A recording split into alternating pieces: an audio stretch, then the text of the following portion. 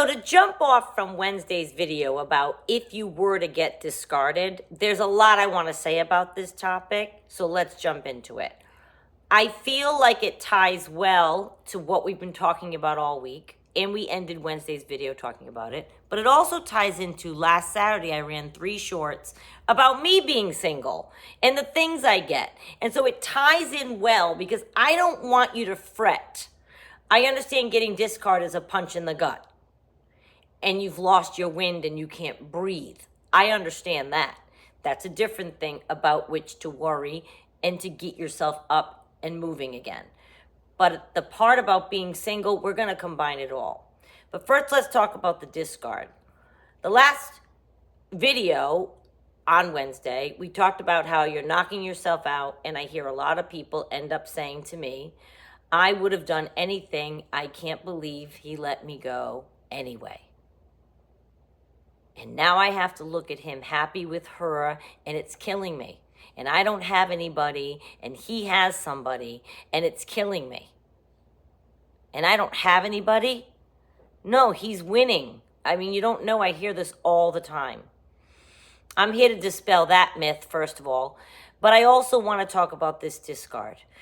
If you have somebody, and you're in a relationship with them, and you are being mistreated, and you cannot leave them for some reason, you just can't, because many of us, we feel stuck right there. You may have had children, a business, whatever. People, it takes them years. Okay, fine.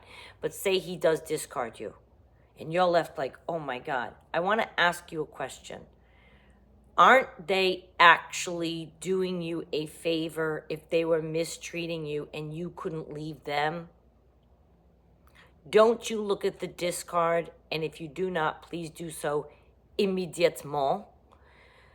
Look at the discard as the universe ejected for you from your life somebody that you couldn't do it.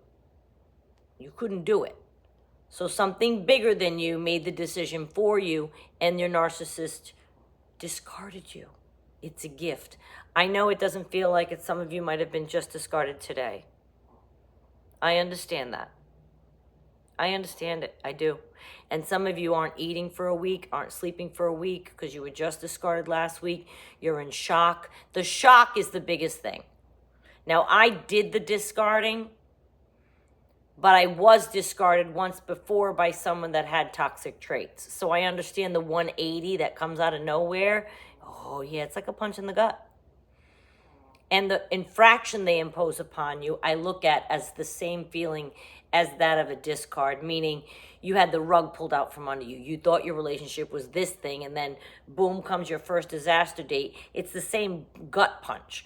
So that feeling, and then when it finally results in a discard, the part that I hear the most is, I've had people tell me they miss their person. That's a thing. You definitely go through the loss of it.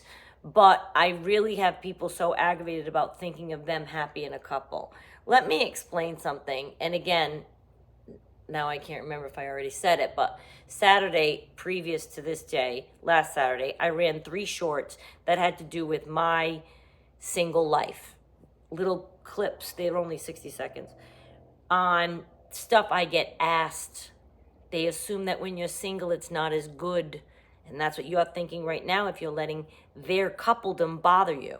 You're assuming singledom isn't good. I need to help you reframe that. When we're done, you can go look at the 3 shorts. I have something on my lip. You can go look at the 3 shorts, and I talk about what I'm going to talk about right now. I'm going to tie it into what we've been discussing this week. So you knocked yourself out, you got discarded anyway. Okay. I guarantee you my life is better than his. I don't care where he is. I don't even know where he is. I guarantee you it's better. Guarantee you. And let me explain to you a little bit about how yours can be better, even if you're still single and they found a partner before you. That doesn't mean anything. You're working through things. You're self-evolving. Did they? If they moved from you to that person and they were dysfunctional with you, so what did they do? Drop off their dysfunction at goodwill? They took it with them. They took it with them. Oh, I just spit. Look how mad I get. Okay, so you're sitting in a place of healing. You're sitting in a place of revisiting and reconnecting with family, friends. Hopefully you've dived into your hobbies by now. If all your time is your own. You have zero fighting in your life. You have zero arguing in your life. You have zero chaotic activity and trauma in your life. Guess who does? The narcissist with the new person. Just because they're inflicting all of the aforementioned harm doesn't mean they don't have it in their life. They're waking up with all that strife and angst and combativeness, and the new supply, wherever they are, is getting it. And I'm free of it. Listen to my house. This is what I hear all day. Listen. Oh, the AC just shut off too. Listen. That's it. It's glorious. And I'm not a commercial for singledom. That's not what this is. And that's why I made those shorts, because people get really confused and they say, oh, you'll meet someone, like, I'm concerned. I'm okay. I want to be single right now. And you might say, well, I don't want to be, Renee. That doesn't help me. I will never love it. I need a person. Okay. I understand that. And I used to, when I was younger, I used to know single, she's snoring. I used to know single older people, and I didn't understand that they were happy. And I didn't understand because I was conditioned to seek a partner. I was conditioned to seek a more traditional looking life, that I would have a partner and okay. I ended up divorced. We're very good friends. That's all congenial. I don't have an issue there. Friends, remarkable daughter, healthy. I have my parents. I go through these blessings all the time. So my life, to me, is awesome.